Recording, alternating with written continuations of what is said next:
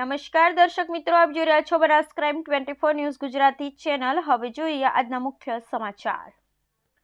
રાધનપુરના મશાલી ગામના રામાનંદી સાધુ સમાજના યુવાન ઇન્ડિયન આર્મી ટ્રેનિંગ પૂરી કરી માદરે વતન આવતા સમસ્ત ગ્રામજનો દ્વારા દેશભક્તિના માહોલમાં વાતે ગાતે શોભાયાત્રા સાથે ભવ્ય સન્માન કરાયું।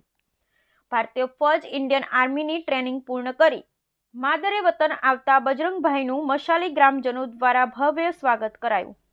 પાટણ જિલ્લાના રાધનપુર તાલુકાના મશાલી ગામના રામાનંદી સાધુ બજરંગભાઈ ઇન્ડિયન આર્મીની ટ્રેનિંગ પૂર્ણ કરી માદરે વતન આવતા સમસ્ત ગ્રામજનો અને સમાજના આગેવાનો મિત્રો દ્વારા ભવ્ય સ્વાગત કરવામાં આવ્યું।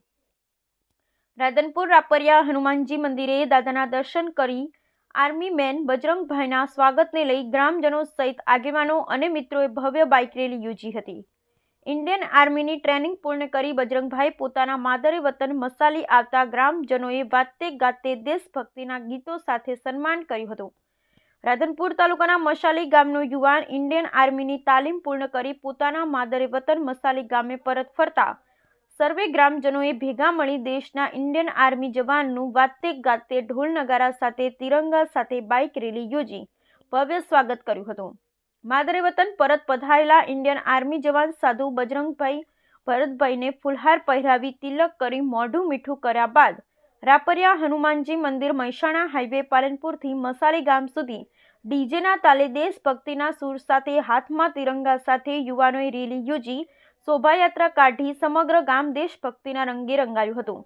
મા ભારતીની સેવામાં જોડાયેલ વીર જવાન બજરંગભાઈ સમસ્ત ગ્રામજનો દ્વારા ઉમળકાભેર સ્વાગત કરી શોભાયાત્રા કાઢી જવાનને આશીર્વાદ આપ્યા હતા અને પરિવારજનોએ સમસ્ત ગ્રામજનોનો આભાર વ્યક્ત કર્યો હતો।